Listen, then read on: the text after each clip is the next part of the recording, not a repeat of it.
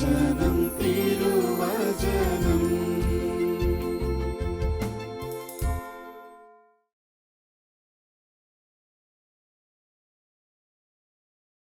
എനിക്ക് ഏറ്റവും പ്രിയപ്പെട്ടവരെ, ദൈവവചനം ശ്രവിക്കുന്നതിന് മുമ്പായി പരിശുദ്ധ അമ്മയോട് നമുക്ക് പ്രാർത്ഥിക്കാം. നന്മ നിറഞ്ഞ മറിയമേ സ്വസ്തി, കർത്താവ് അങ്ങയുടെ കൂടെ സ്ത്രീകളിൽ അങ്ങ് അനുഗ്രഹിക്കപ്പെട്ടവളാകുന്നു. അങ്ങയുടെ ഉദരത്തിൻ ഫലമായി ഈശോ അനുഗ്രഹിക്കപ്പെട്ടവനാകുന്നു. പരിശുദ്ധ മറിയമ്മേ, തമ്പുരാൻ്റെ അമ്മേ, പാപികളായ ഞങ്ങൾക്ക് വേണ്ടി എപ്പോഴും ഞങ്ങളുടെ മരണസമയത്തും തമ്പുരാനോട് അപേക്ഷിച്ചു കൊള്ളണമേ. ആമേൻ. പ്രിയപ്പെട്ടവരെ, നമ്മളിന്ന് പരിശുദ്ധ കന്യകാമറിയം സുവിശേഷങ്ങളിൽ സംസാരിച്ചിട്ടുള്ള സപ്തവചനങ്ങളെ, തിരുമൊഴികളെക്കുറിച്ച് ചിന്തിക്കുകയാണ്. കന്യകാമറിയത്തിൻ്റെ സംസാര രീതി, വാക്കുകളിലെ മനോഹാരിത, പറയുന്ന കാര്യങ്ങളിലുള്ള സത്യസന്ധത, ആത്മാർത്ഥത, ഇതെല്ലാം നമ്മുടെ ജീവിതത്തിലും മാതൃകയാക്കാവുന്ന കാര്യങ്ങളാണ്.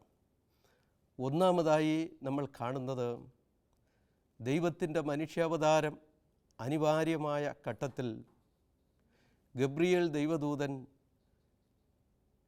നസ്രത്തിൽ കഴിഞ്ഞിരുന്ന കന്യകാംബികയുടെ അടുക്കലെത്തി ദൈവത്തിൻ്റെ ഇഷ്ടം അറിയിക്കുന്ന സന്ദർഭമാണ്. ലൂക്കായി എഴുതിയ സുവിശേഷം 1-ാം അധ്യായം 31-ാം വാക്യത്തിൽ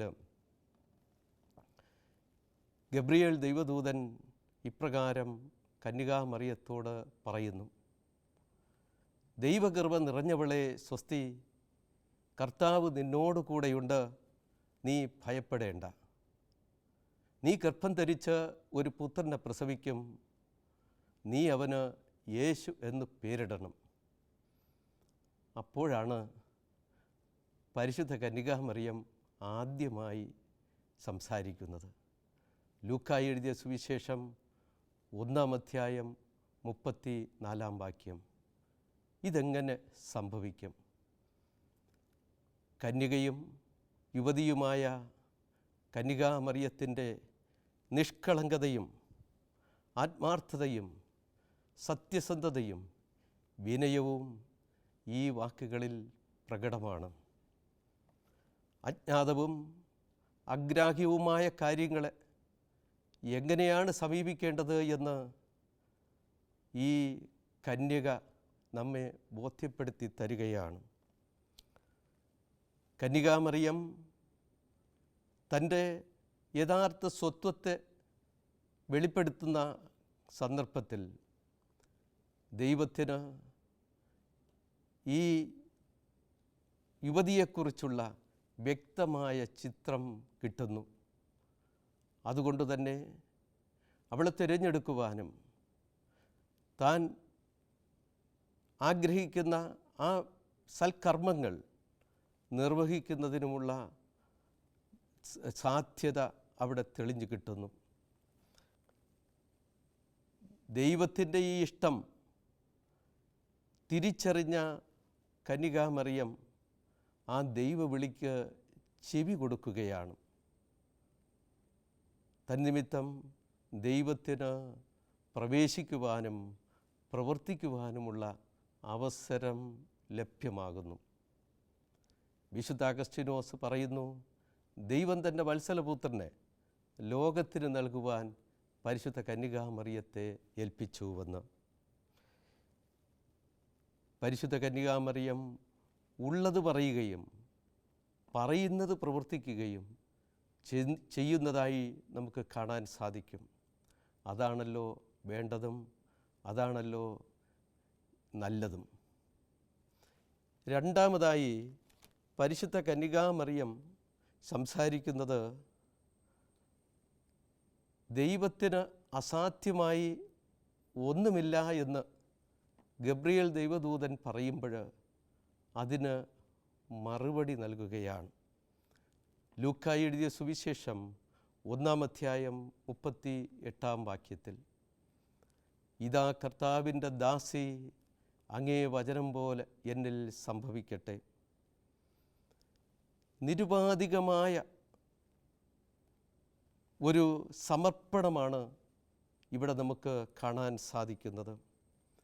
കുഞ്ഞുനാളുകളിൽ മാതാപിതാക്കളിൽ നിന്നും ദേവാലയ അന്തരീക്ഷത്തിൽ പുരോഹിതരുടെ ശിക്ഷണത്തിൽ വളർന്നിരുന്നതുകൊണ്ട് പഴയ നിയമ ചരിത്രവും ദൈവത്തിൻ്റെ ഇടപെടലുകളുമെല്ലാം കേട്ടിരുന്നതുകൊണ്ടും പരിശുദ്ധ കന്യകാമറിയത്തെ സംബന്ധിച്ച് ഈ കാര്യങ്ങൾ വിശ്വസിക്കുന്നതിൽ യാതൊരു പ്രയാസവും ഉണ്ടായില്ല.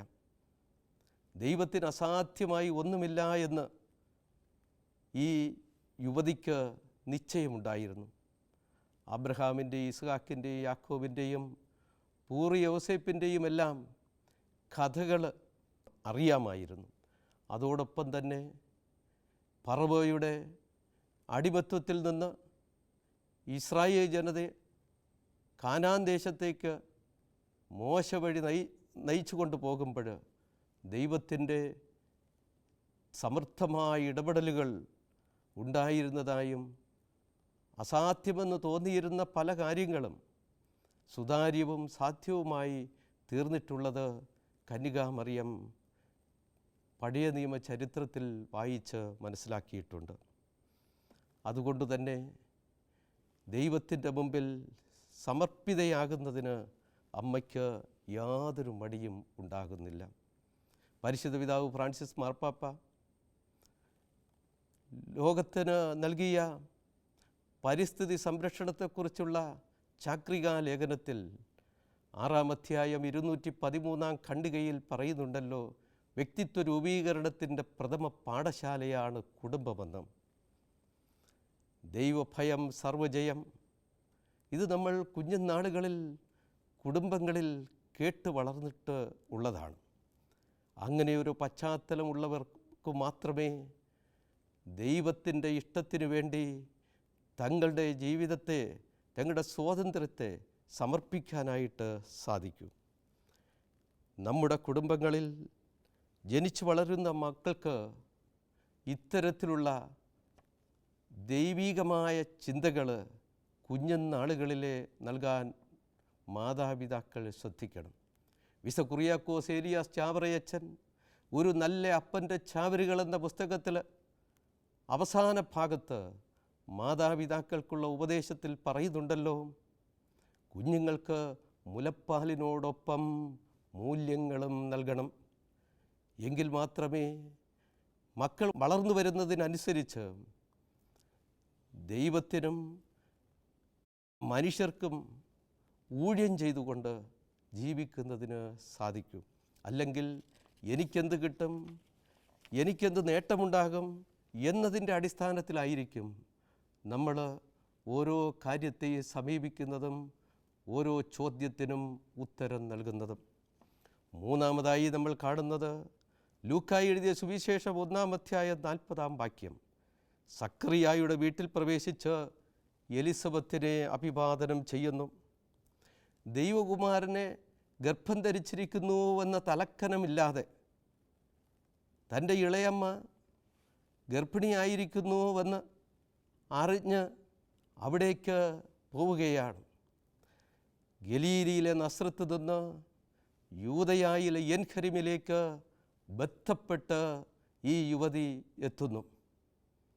വൃദ്ധയും ഗർഭിണിയുമായ ഇളയമ്മയെ ശുശ്രൂഷിക്കുന്നതിനും അവർക്ക് 3 മാസത്തോളം അവിടെ താമസിച്ചുകൊണ്ട് വേണ്ട പരിചരണങ്ങൾ നൽകുന്നതിനും വേണ്ടിയാണ് ഈ കന്യകാമറിയം അവിടേക്ക് പോകുന്നത്.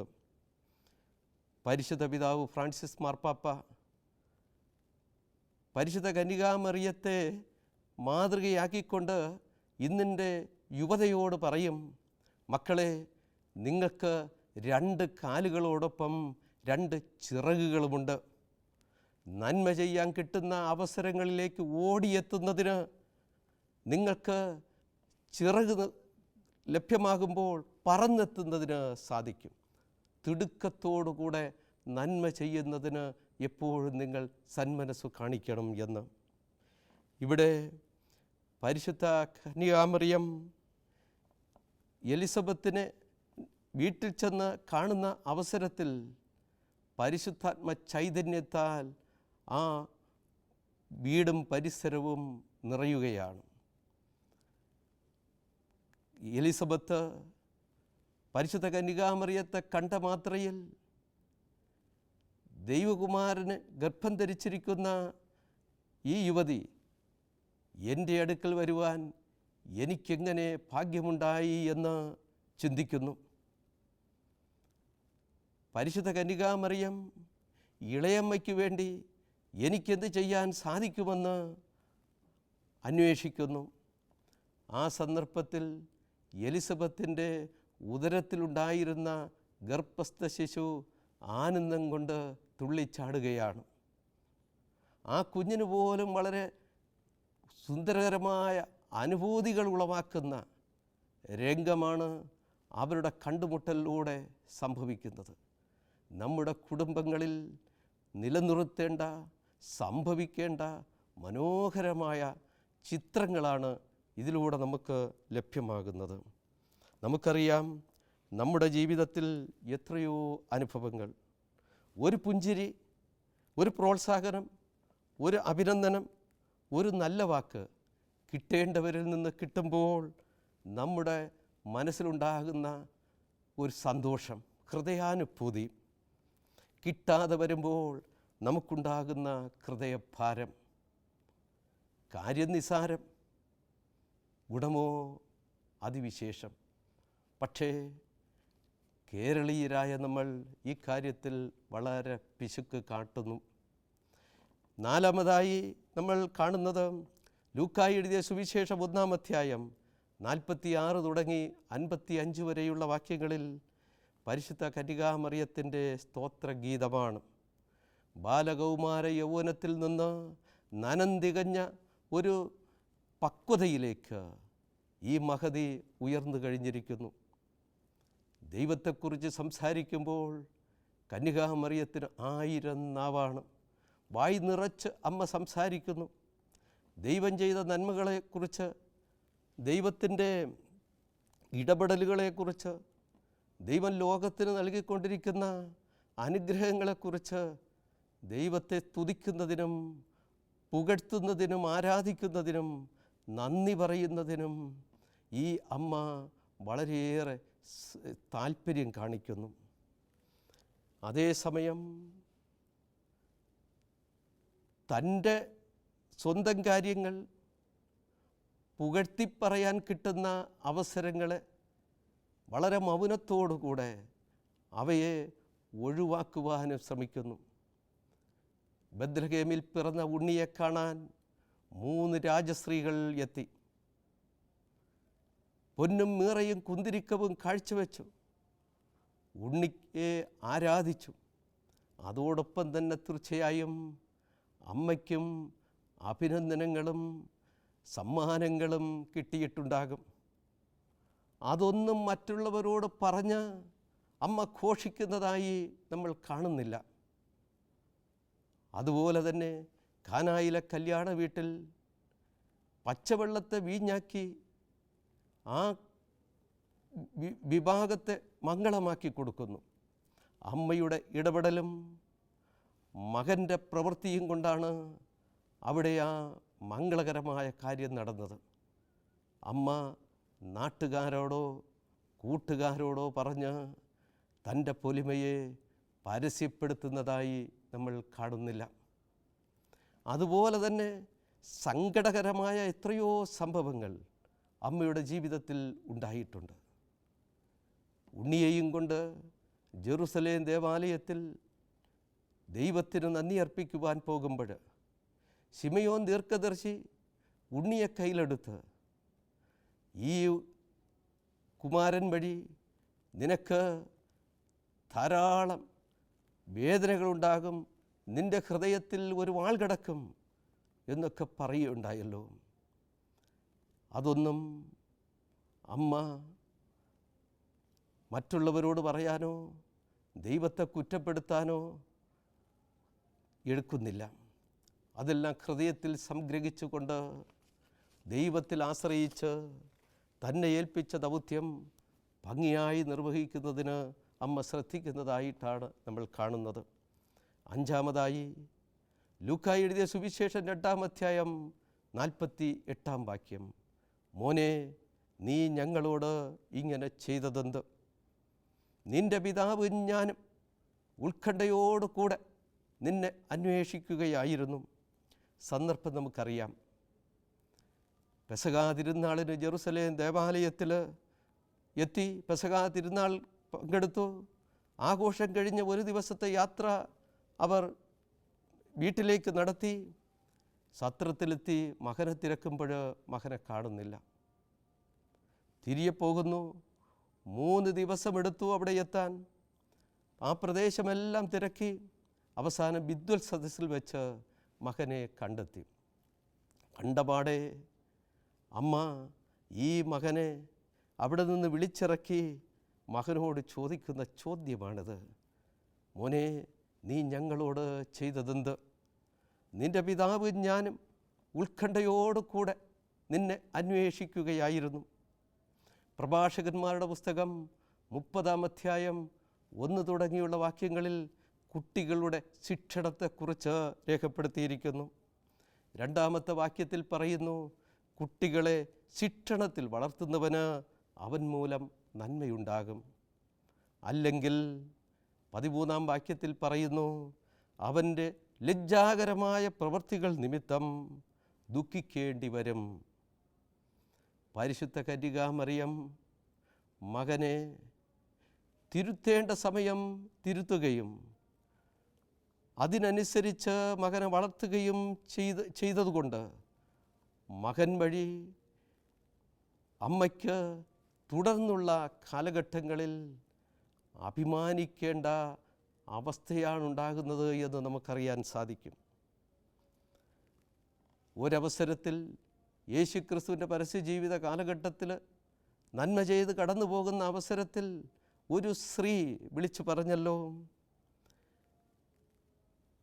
നിന്നെ ഗർഭം ധരിച്ച ഉദരവും പാലൂട്ടിയ പയോധരങ്ങളും എത്രയോ ധന്യം എന്ന്. ഒരമ്മയെ സംബന്ധിച്ച്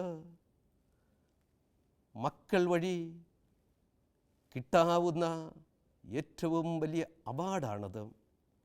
ഏതൊരു അമ്മമാരും കൊതിക്കേണ്ട കാര്യമാണത്. അതിനു വേണ്ടി വരുന്നത് മക്കളെ തിരുത്തേണ്ട സമയം തിരുത്തി അവരെ വളർത്തണം എന്നുള്ളതാണ്. ഇന്ന് പലപ്പോഴും കുടുംബങ്ങളിൽ മക്കളുടെ എണ്ണം കുറയുന്നു. ആ കുറവിനനുസരിച്ച് മക്കളെ സ്വാർത്ഥതയിലും ധാരാളിത്വത്തിലും വളർത്തുന്നു. നസ്രത്തിലെ തിരുക്കുടുംബത്തിൽ ഒരു കുഞ്ഞേ ഉണ്ടായിരുന്നുള്ളൂവെങ്കിലും ദൈവഹിതത്തിനനുസരിച്ച് വളർത്തുന്നതിൽ കാണിക്കുന്ന ജാഗ്രത ശ്ലാഘനീയമാണ്. എല്ലാ കുടുംബങ്ങളും ഇത് മാതൃകയാക്കേണ്ടതാണ്. പെസഹാ തിരുനാളിൽ പങ്കെടുത്ത് കാണാതാകുന്ന മകനെ അമ്മ തിരുത്തുമ്പോൾ ആ മകൻ ആ തിരുത്തൽ സ്വീകരിക്കുന്നു.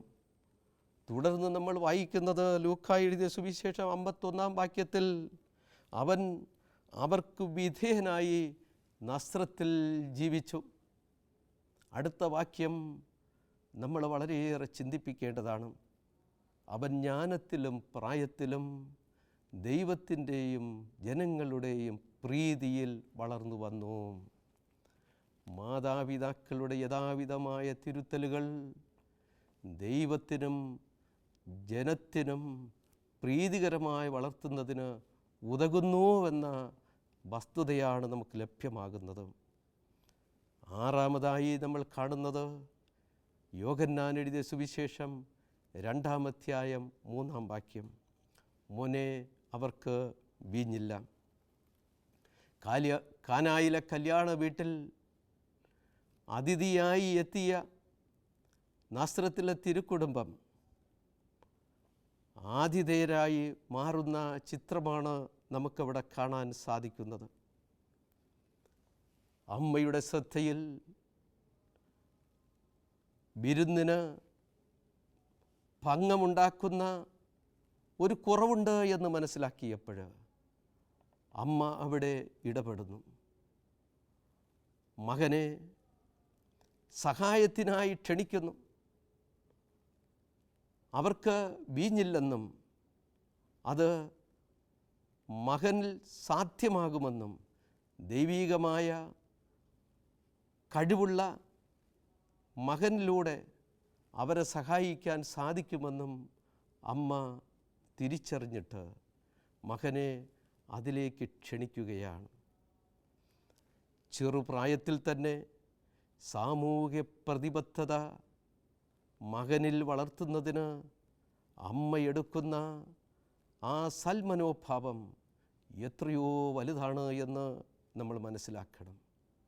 തുടർന്നുള്ള ഈ മകൻ്റെ ജീവിതത്തിൽ എവിടെയാണോ നന്മ ചെയ്യാൻ കിട്ടുന്നു അവസരമുണ്ടോ അവിടെയെല്ലാം വളരെ തിടുക്കത്തിലെത്തി നന്മ ചെയ്യുന്ന ചിത്രമാണ് യേശുക്രിസ്തുവിൻ്റെ തുടർ ജീവിതത്തിൽ നമുക്ക് കാണാൻ സാധിക്കുന്നത്.